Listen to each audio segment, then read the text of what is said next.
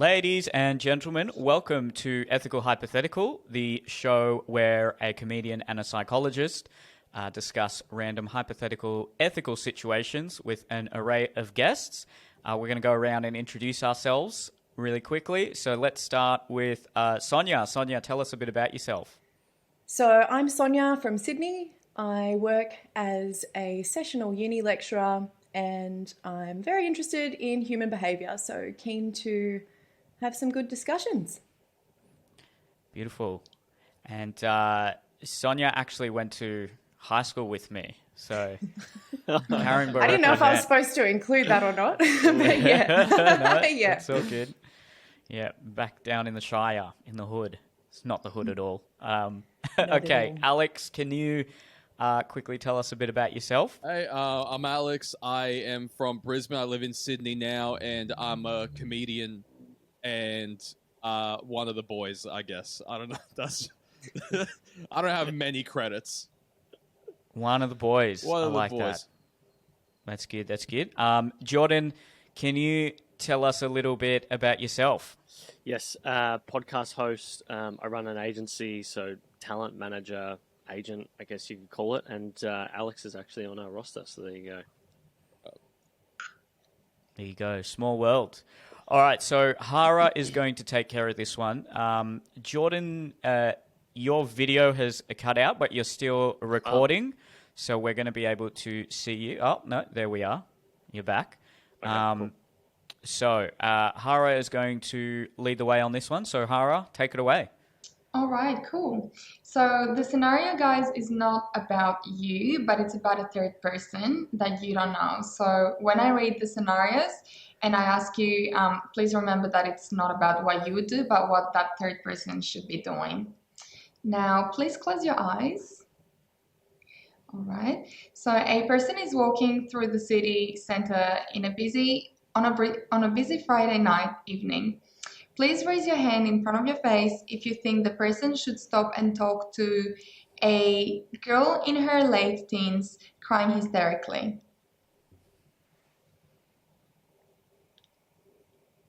Beautiful.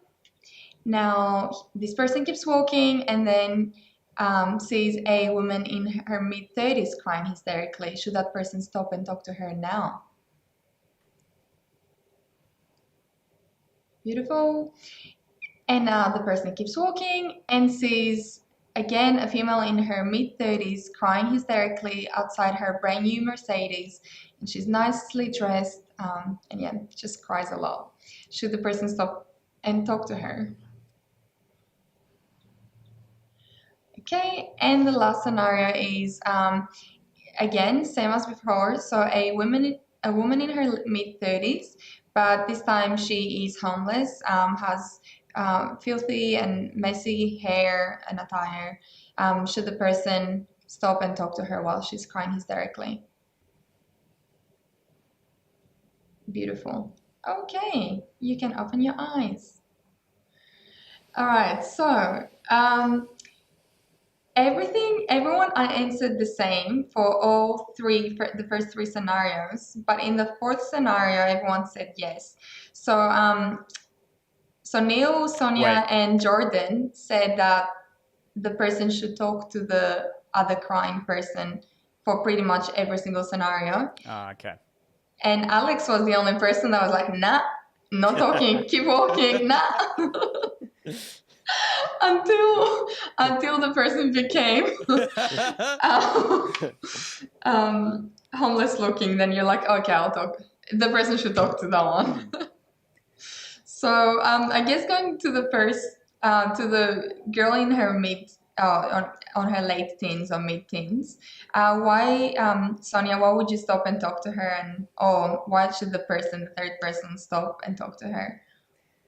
I think generally if you see someone in distress, if you're able to, I think the right thing to do would be just to check on them. Hey, are you okay? You know, is everything all right? Especially the younger they are. I mean, if someone's in their teens and they're having a breakdown on the side of the street on a Friday night, I think that's potentially problematic. So, yeah, I think just checking in, nothing wrong with that. Yeah. is there ever a situation where you think it's okay to not check in on someone if they're crying? Do you think if maybe you feel like your personal safety is at risk or something like that?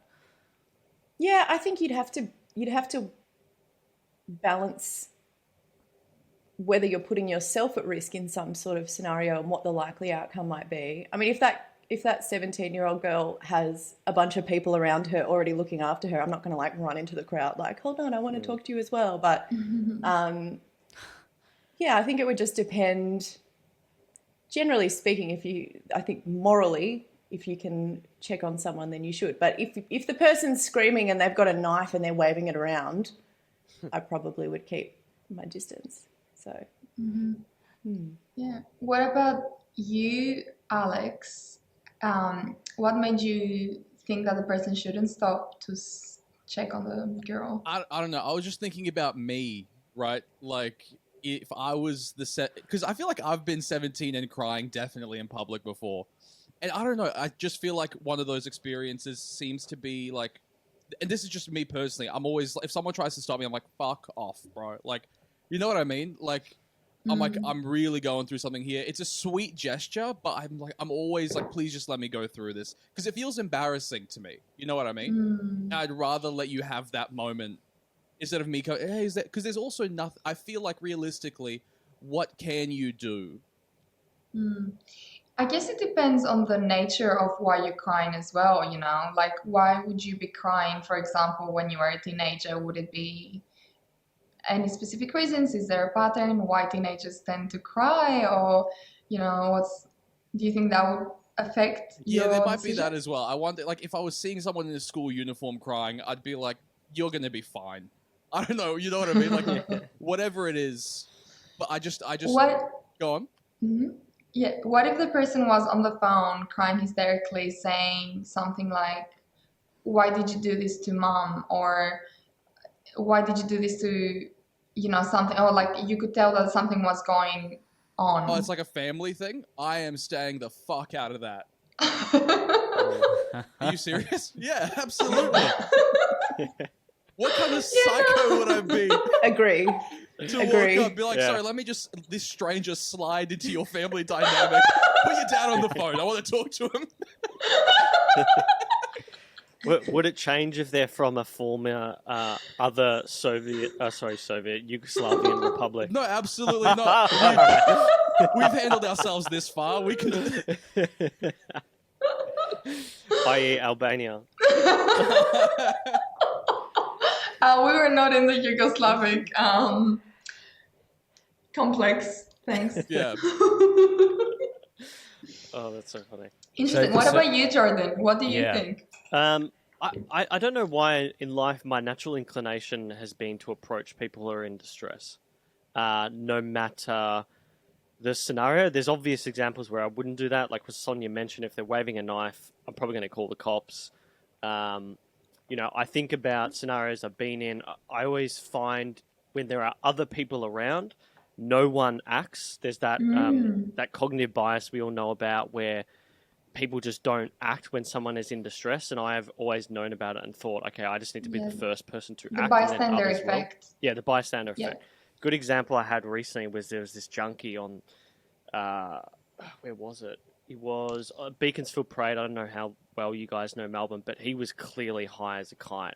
And he just was like caved over on the beach and just fell over straight headfirst into the sand. And no one did a thing. And my natural inclination is to just do something in that scenario. And then everyone else just follows through. So I don't know. That's just how I've been, I guess.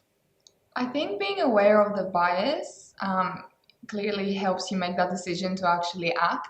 A lot of people are not necessarily aware of why, you know, they'll give the responsibility to someone else. If it's a busy Friday night, you know, someone else can help. Why should it be me? Why take the responsibility and even the risk of embarrassing yourself to, you know? What if all this scenario was happening on a Friday, like on a Tuesday mid-morning on a quiet suburb? So you're walking down the street around your house, like in a quiet street, and you see this person, all these 4 different people crying at different places. would that make a difference? Do you reckon? So it's It's not not a busy? good suburb. Everyone's Probably not. crying in this suburb. What's wrong? I know, right? Yeah, it's not a great song. Yes, Hey, yes. I would be more inclined because there's no one else around. What about Alex? I guess Sonia would say yes. Ask me the question again.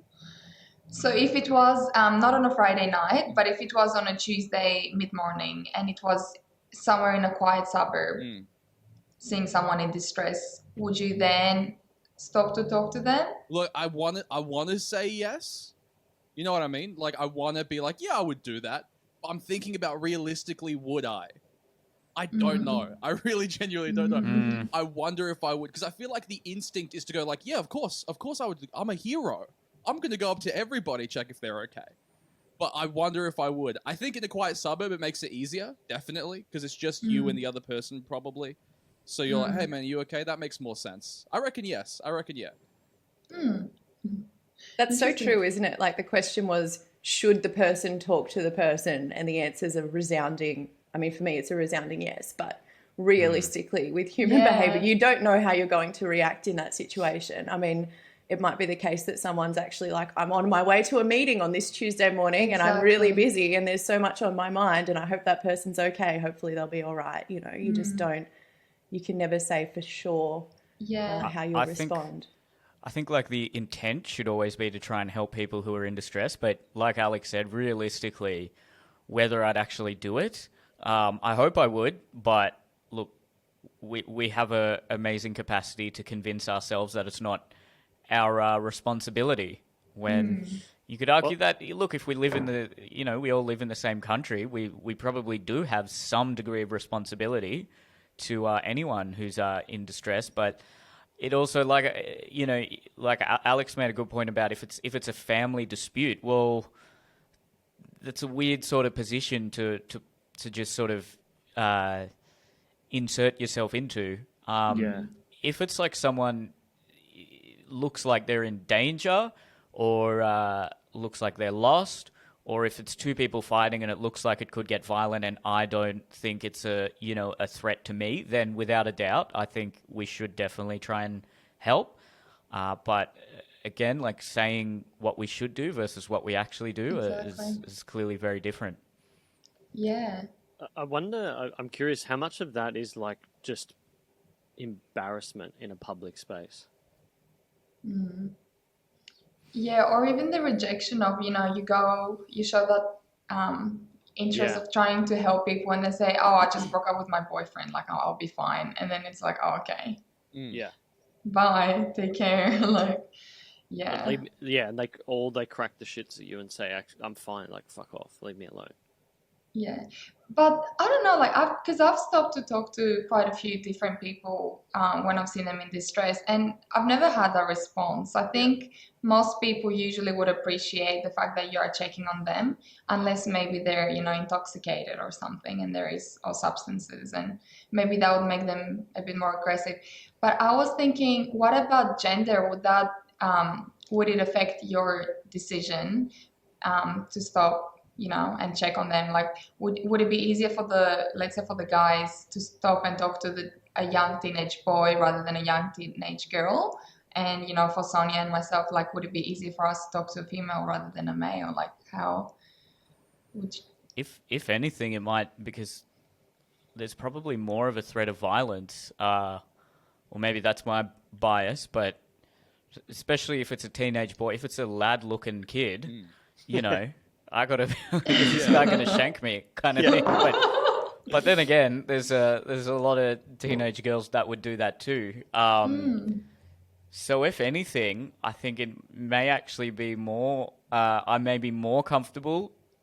Although I guess there's the element where, you know, you don't want to be seen as a pedophile. But I mean, if you're just comforting someone who's crying, I don't think anyone's gonna accuse you of that. So. If anything, it may be the other way for me. I might actually feel more comfortable in trying to help a female in distress, just because the man is going to be a bit more of a physical threat through my perception. What about you, Sonia? My instinct says I would be more comfortable approaching a female who's crying. I'm not sure. I think I like to think that if a man was in distress, I would be the same. So I'm hopeful that I would approach a person in distress if I come across them generally. But I think I would be more comfortable with a female. Yeah. And Alex and Jordan? I reckon I would actually probably be, again, Neil brought up a good point. I reckon depending on the kind of guy, I think usually I would be more comfortable going up to like a young dude, depending on if he has more facial hair than me or not. You know what I mean? Like if I'm not approaching some dude. So you wouldn't approach me if I was crying in the street, but you're dying. But you're not young. You don't need me. But if it was like a 17-year-old bruz, I'm like, you'll be fine, bro. Hit the gym. Like, go back to the happy place, the Iron Church. You got it. But if it's like this kid with like a Yu-Gi-Oh deck, I'm like, I can help this kid. You know what I mean? Yeah. I think I'd be more inclined to actually, like, I'm wary of my, like, if a female feels not threatened but is in distress, like, if I'm with my wife, I'm more inclined to say to my wife, hey, can you, like, approach her? I would have no, like, in all the scenarios that I can think in my life where it's been that scenario, I haven't had any issues approaching men, but I've been more wary of approaching women who are in distress. Cool. What about now going to the last two? So a female in her mid-30s crying hysterically, one of them in a brand new Mercedes and the other one homeless looking. For the homeless looking, everyone said yes. So maybe we could go to Alex because he's the only one that actually changed his decision. My reasoning for that was it seemed like the only time I actually could do something. You know what I mean? Like, it seemed like something that was actually, like, you could get, hey, what do you need right now? And I can help in some way. The other ones, I feel like you'll figure it out, or you can call someone. There's something that you can do. This feels like, there is an actual, there's... vulnerability. Yeah, there's something about it where I'm like, I think I can actually maybe help this. Yeah, interesting. What if this person, the crying, homeless-looking person, was in a different country? Because we all come from different backgrounds, actually. And I believe you might have been in your countries. I'm not sure if you have been, but what I experienced in Albania, for example, is there is a lot of homeless-looking people, which they are homeless, holding babies, crying, or in the middle of winter with little t-shirts, just so that they can get people to give them money rather than actually, it's a bit of a scheme happening overseas. I don't know if you're familiar with it. Yeah. Would you stop then? Or have you even been in that situation before? No, I wouldn't stop in that scenario. Like, this is maybe where it's an interesting thing growing up in WOG families because, your parents, my parents look down on homeless people. And it's a mentality. They talk about how, they came here with nothing and blah, blah, blah, and look at them and all that sort of stuff. So, I don't know, there's definitely that element. And then when you get to things like Europe, like in Europe, it's clearly a business. Whereas here, it can be complicated because we have the safety nets available for people. I just have this distinct memory at 16 or 17 being in Eastern Europe and like my dad giving me the whole spiel about how like these women would be given babies that weren't theirs and they'd be breastfeeding in public, like, or they'd have, like someone who'd have like gangrene and they keep the gangrene as long as possible until they needed to amputate the leg as a way of getting more money. So yeah, see, my dad had that same because I've been to Serbia with my dad and he walks around those market stores like he's Jay-Z, like he made it out. And he's not giving anything to anyone. And I'm young because I'm like, oh, there's all these like poor people. We should help them in some way. Exactly. We have Australian dollars. To me, I still would. I think I probably still would in another country because even still, I'm like, yeah. Even though it's definitely a gambit. They're not living excellent lives. You know what I mean? Like even though they're trying to trick you, it's not like they're going back into like a Mercedes after that. It's like, no, their life is still shitty. No, but That's the a good problem point. is when you're over there in those specific scenarios, you see a Mercedes roll up and they hand over the coins to the Yeah, that's the Mercedes. thing. That's the thing. Oh, I haven't Because seen I that. feel Fuck. like I feel like I'm financing someone else's lifestyle when I'm doing that, not actually helping someone. That's a good point. It's a tough situation because a lot of that happens in India from the few times I have been there. And when you first see it, it's extremely confronting. There are little kids who are crying and look really dirty, are just knocking on the window and begging for money. And my extended family that live there will often just roll the windows up and then roll their eyes. And the first time I saw that, I thought, Shit. this is extremely confronting. But then when they explained it to me, it is, according to them, a huge scam. So I know if I didn't have that background and I hadn't been told about that, I would have been a sucker for that and definitely given some money. But now that they've told me that, I'd definitely be a lot more skeptical. But then I don't know if I'd actually still give money, but like Alex said, I hope that even if I do, it's a tough one because am I then just giving the money for myself to make myself feel good, knowing that it might be going to someone who's actually living quite a luxurious lifestyle? So there's an argument to be made about whatever money you would have given to them, donating it to a legitimate charity that or at least you can be reasonably assured that a major portion of that money will end up in the pockets of people who need it. I prefer to give food. Like even when Yeah. I'm overseas, it's way more practical and Yeah. yeah, it's just I think. I had an interesting experience with this, and this is what I was going to ask. I'd be intrigued to get Alex's perception on homeless people here in Australia, because my parents still have that view on homelessness because they look at what is available here in Australia with Medicare and other systems available for housing, etc., and they say it's almost worse. And I don't know if it's people who've just checked out of the system or are genuinely in between the system, if that makes sense. But I just distinctly remember this one time I've always worked in the city and I had just bought some lunch. It was sushi, like California rolls type thing. And I wasn't hungry for some reason. There was one left. It was perfectly fine. It was like salmon, tuna, whatever.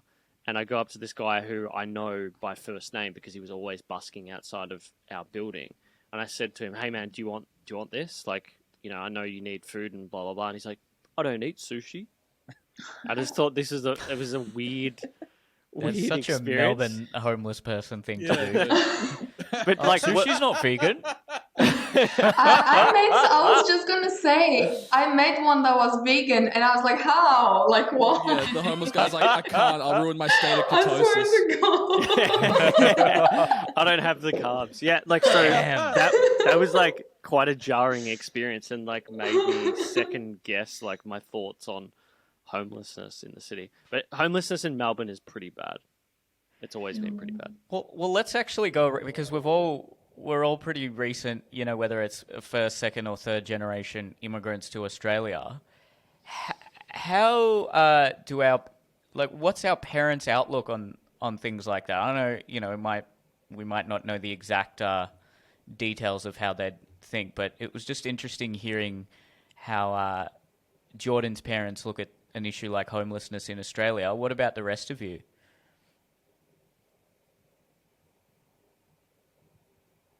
Sonia, do you want to go? I'm not 100% sure if I asked them what they would say their position would be. In my dad's family, so that's where his parents migrated here.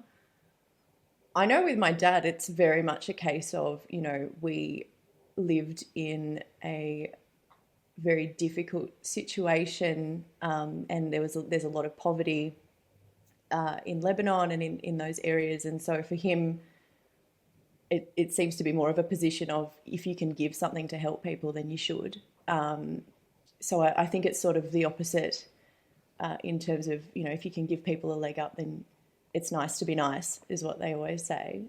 So generally, I think my parents are more on the line of, if you can help people, then give it a go. Obviously, with limitations, like I don't know. So yeah. Yeah, I think my parents are kind of more with Jordan's parents, I would say. I think they're probably a lot more. They're very skeptical of homeless people, I think. And I think that's just a carryover from over there, from Serbia, probably. They're not greedy. They don't, like, they give to charity. I think that's their thing. They're like, well, we give to charity. You know what I mean? Like, in their head, they go like, well, we give to charity. Hopefully, if the system works, it gets back to these people, but that's not how it works. But yeah, that's so true that you mentioned that. My mum always says, don't give them money, give money to the Red Cross down on Burke Street. yeah, like, they're like more about that. Because I don't think I've ever seen my parents pull out money for a homeless dude. I don't think. Yeah. Yeah, my parents, I think because we are all from the Balkans, they're very similar with Jordan and Alex. And I think a reason for that is because the Ottoman Empire was in the Balkan state for like 400 to 500 years. And that's what my parents always say, like like Albanians or Greeks, because I was born in Greece, we were able to maintain our culture and thrive even, after, being occupied for so long. So, kind of raising, starting from the bottom and now, why can't they, and then why can't people do the same, in Australia when there is so much support already, like you already have an advantage in that sense. And my parents also say that they'll rather help someone from like a family member or someone from the village in Albania rather than, so for them even charity, they're a bit skeptical because they're like, it probably doesn't go to the right people. So they're like, we would rather, support like their siblings or, Interesting. Yeah, I guess with Indian and Asian parents, they're obviously, the stereotype is they're very shrewd and they're much more likely to save money if they have extra money rather than give to charity. And I don't think my parents actually have a strict position on homelessness. I'm sure, if there was someone who was in distress, they would help them. But I haven't outwardly heard them say anything like, "Oh, look, they're lazy" or anything like that. But I haven't outwardly heard them say we should be doing more or anything like that either. So I'd say they're well, I don't know if indifferent is the right word. I just think they don't have a strong position. I haven't really seen them give money either to the homeless person. So I'm not sure. I do have a suspicion that the East Asian immigrants are very, they're just so parsimonious and will always try to save every extra dollar they have. And I think that really dominates the mentality. But look, by all means, if there's any, I'd love to hear people who are watching this comment with, I guess, how maybe your culture or your background would influence views on things like homelessness. That's pretty interesting.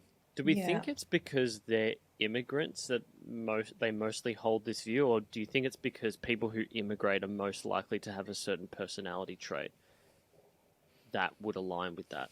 Like maybe they're... it's a bit of both. Yeah. But what Because would the a lot of personality countries- trait be? I don't know. I think if you're willing to take a risk on immigrating somewhere, you have to be a very organized, conscientious person, and therefore if you look at other people who are not like that, i.e. someone who is homeless and they don't have their shit together, then you may look down upon that. And that may just be because you have that view of life. Like my dad's like a drill sergeant. And he's like, anyone who doesn't have like their calendar mapped out to the T is like just, like, so I just wonder, and that's a common thing amongst my friends growing up in sort of the Greek and Greek Cypriot community. I just wonder if that is because those people came out here and took that risk, and that's why that's the case. I don't know. I think there's definitely elements of that. I think if they do show studies where, like, when you actually reach a certain level of income, then you're much more likely to be charitable and generous. And especially if you've come from countries where there are those sorts of scams that we've been talking about, you know, that mentality might carry over when you come here. But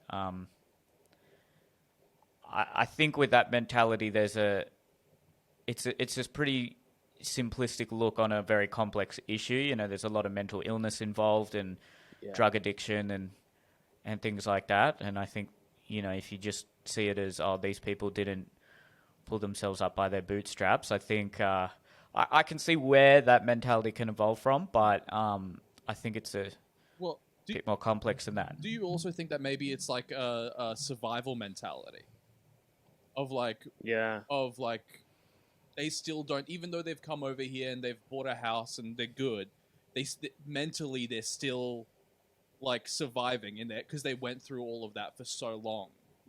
That I wonder if it's a result of that for so long that you can't just you can't one day just be like, oh, okay, we're good.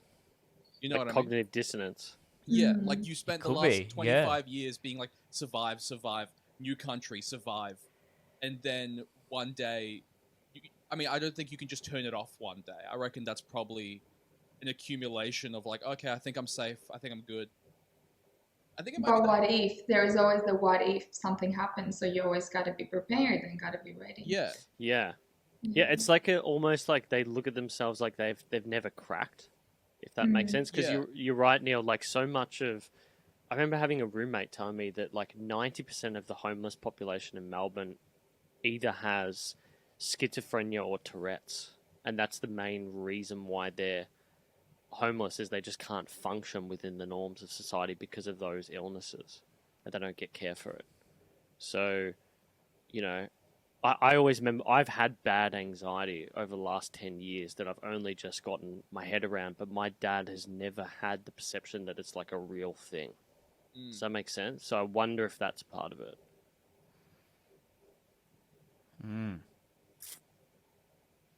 going to ask my parents after this. It's so difficult to speculate. I feel like I've given them a position, and now I'm like, what would they do? I don't know. I think I also was coming from it from the perspective of kind of the poor people on the street, maybe in a different country as well, like as opposed to homelessness as an issue in Australia, which is so much more complex and nuanced. So I don't know. Interesting questions. They are they're two very different topics there. What would you personally do when you see someone in distress, and what do you think about homelessness? And you can't exactly just jump between the two, to be fair. But you're definitely very interesting things to think about. We're probably nearing the end of this episode. Hara, do you have any final questions for our guests? No, that was a really good conversation. I think that was pretty good. Alrighty. Cool. Well, thank you guys very much for doing this. Thank you everyone for watching. Let us know your thoughts in the comments. Would you guys like to plug any socials before we end? Nah, just find me on Instagram and TikTok. That's it. Come watch me do a dance. Yeah. Instagram, TikTok, search Uncommon Show. You'll find us that way. I've been on that show as well. It's a great show. A few times now. Yeah. My Instagram is Sonia Speaking with an I. I don't have a podcast or anything, but feel free. Beautiful. All right. Thank you, guys. Thank you. Thanks, guys. Thanks, Neil. Thanks, Hara.